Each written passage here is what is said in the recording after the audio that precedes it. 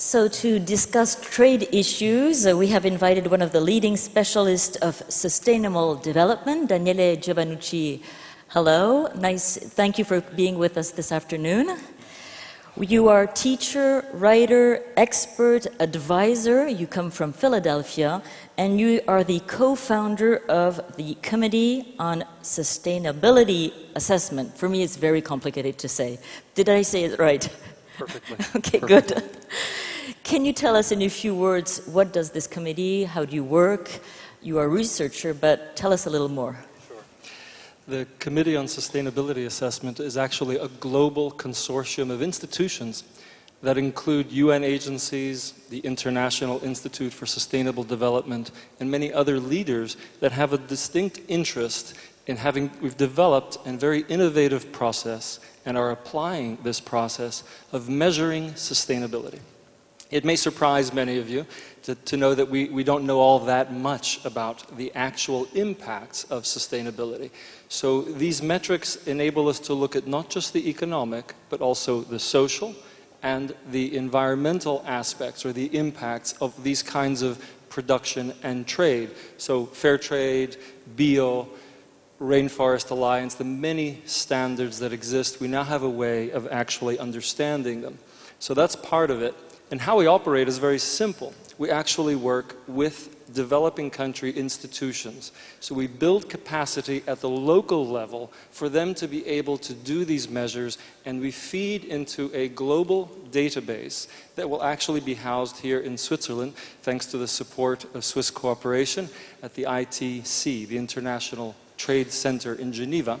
And with this database, policymakers, producers, and even consumers will for the first time be able to see and understand what is actually happening, what is sustainable, and what maybe is less so. So before you open this database in Geneva, I'm sure about 10 years of research leads to some conclusions. Can you just give a few? Well, 5 years. 5 years then? Yes, yes. We've started developing it 5 years ago, and like my colleague, these things are not always instantaneous. Our process is one of being collaborative. We felt that who has the answer to sustainability? There's no one answer. A producer has one answer, a consumer has another, an industry has yet another.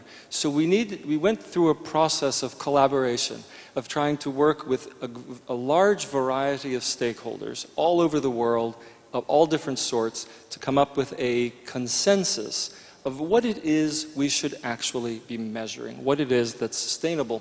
And the first thing we discovered is that there really isn't any consistent high-quality data. This shocked most of us, to really understand. You know, we have an idea, we have some simple studies about fair trade and other work, but we don't really understand across countries and across crops how impactful it is, where is it great, where is it not, for example, right? So we've come up with 3 areas, and the first one, I guess, is that in general, and this is not consistent everywhere, that net income is improved, often by improvements in productivity. That's important. On the ecological level, we see consistent cases of improved resource management. In other words, less contamination of water, more conservation of water, improved soil fertility, right? Less soil erosion. These things are critical for sustainability. And also at the social level, we see less risk because producers, when they're able to work together, can manage their risk better. We have more rational agrochemical use when they learn how these processes impact their production. Right? So there are a number of ways. Diversification, that we reduce risk. So at those 3 levels, we're seeing significant changes, but we also see that it is very contextual. It's not the same everywhere.